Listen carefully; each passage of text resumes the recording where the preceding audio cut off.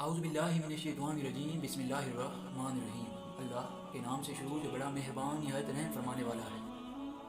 آج میں آپ کو بتاؤں گا کہ حضرت سیدنا لوط علیہ نبینا و علیہ الصلوۃ والسلام کون تھے اور کس فعل کی وجہ سے ان کی قوم پر عذاب الہی عز و جل آیا تھا۔ حضرت ابراہیم خلیل اللہ علیہ نبینا و علیہ الصلوۃ والسلام کے بھتیجے حضرت سیدنا لوط علیہ نبینا و علیہ الصلوۃ والسلام حضرت سیدنا ابراہیم علیہ نبینا و علیہ الصلوۃ والسلام کے بھتیجے ہیں۔ آپ علیہ نبینا و علیہ الصلوۃ والسلام سدوم کے نبی تھے اور آپ علیہ نبینا و علیہ الصلوۃ والسلام حضرت سیدنا ابراہیم خلیل اللہ علیہ نبینا و علیہ الصلوۃ والسلام کے ساتھ ہجرت کر کے ملک شام میں آئے تھے اور حضرت سیدنا ابراہیم خلیل اللہ علیہ نبینا و علیہ الصلوۃ والسلام کی بہت خدمت کی تھی۔ حضرت سیدنا ابراہیم خلیل اللہ علیہ نبینا و علیہ الصلوۃ والسلام کی دعا سے آپ نبی بنائے گئے۔ دنیا میں سب سے پہلے شیطان نے بدفعلی کروائی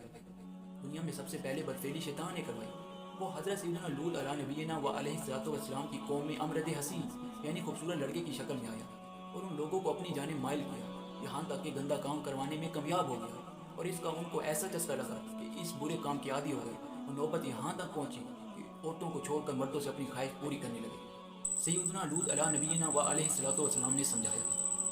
حضرت سیدنا لوط علیہ نبینا و علیہ الصلوۃ والسلام نے ان لوگوں کو اس فعل بد سے منع کرتے ہوئے جو بیان فرمایا اس کو پارہ 8 سورۃ الاعراف آیت نمبر 80 اور 81 میں ان الفاظ میں ذکر کیا گیا ہے۔ کیا وہ بے حیائی کرتے ہو جو تم سے پہلے جہان میں کسی نے نہ کیا؟ تم تو مردوں کے پاس شہوت سے جاتے ہو عورتیں چھوڑ کر، بلکہ تم لوگ حد سے گزر گئے۔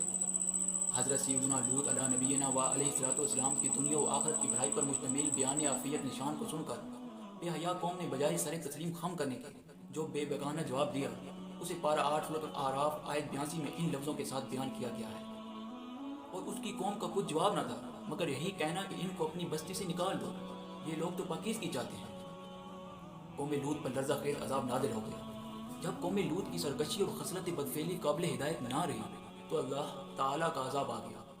چنانچہ حضرت سیدنا جبریل علیہ الصلوۃ والسلام چند فرشتوں کے ہمراہ امرد حسین یعنی خوبصورت لڑکوں کی صورت میں مہمان بن کر حضرت سیدنا لوط علیہ نبینا و علیہ الصلوۃ والسلام کے پاس پہنچے۔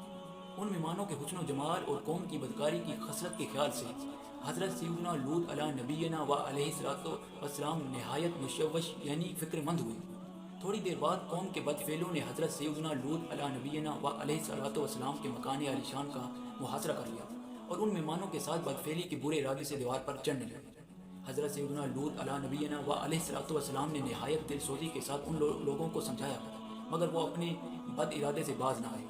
آپ علیہ نبینا و علیہ الصلوۃ والسلام کو متفکر اور رنجیدہ دیکھ کر حضرت سیدنا جبریل علیہ الصلوۃ والسلام نے کہا، یا نبی اللہ آپ غمگین نہ ہوں، ہم فرشتے ہیں اور ان بدکاروں پر اللہ عز و جل کا عذاب لے کر اترے ہیں۔ آپ مومنین اور اپنے اہل و عیال کو ساتھ لے کر صبح ہونے سے پہلے اس بستی سے دور نکل جائیے اور خبردار کوئی شخص پیچھے مڑ کر بستی کی طرف نہ دیکھے ورنہ وہ بھی اس عذاب میں گرفتار ہو جائے گا۔ چنانچہ حضرت سیدنا لوط علیہ نبینا و علیہ الصلوۃ والسلام اپنے گھر والوں اور مومنوں کو ہمراہ لے کر بستی سے باہر تشریف لے گئے۔ پھر حضرت سیدنا جبریل علیہ الصلوۃ والسلام اس شہر کی 5 بستیوں کو اپنے پروں پر اٹھا کر آسمان کی طرف بلند ہوئے اور کچھ اوپر جا کر ان بستیوں کو زمین پر الٹ دیا۔ پھر ان پر اس زور سے پتھروں کا می برسا کہ قوم لوط کی لاشوں کے بھی پر خچے اڑ گئے۔ عین اس وقت جبکہ یہ شہر الٹ پلٹ ہو رہا تھا، حضرت سیدنا لوط علیہ نبینا و علیہ الصلوۃ والسلام کی ایک بیوی جس کا نام وائلہ تھا جو کہ در حقیقت منافقہ تھی اور قوم کے بدکاروں سے محبت رکھتی تھی، اس نے پیچھے مڑ کر دیکھ لیا اور اس کے منہ سے نکلا، ہائے رے میری قوم، یہ کہہ کر کھڑی ہو گئی۔ پھر عذاب الہی کا ایک پتھر اس کے اوپر بھی گر پڑا اور وہ بھی ہلاک ہو گئی۔ پارہ 8 سورۃ الاعراف آیت 83 اور 84 میں ارشاد رب العباد ہوتا ہے، تو ہم نے اسے اور اس کے گھر والوں کو نجات دی مگر اس کی عورت وہ رہ جانے والوں میں ہوئی اور ہم نے ان پر ایک می برسایا تو دیکھو کیسا انجام ہوا مجرموں کا۔ بدکار قوم پر برسائے جانے والے ہر پتھر پر اس شخص کا نام لکھا ہوتا جو اس پتھر سے ہلاک ہوا۔ پتھر نے پیچھا کیا۔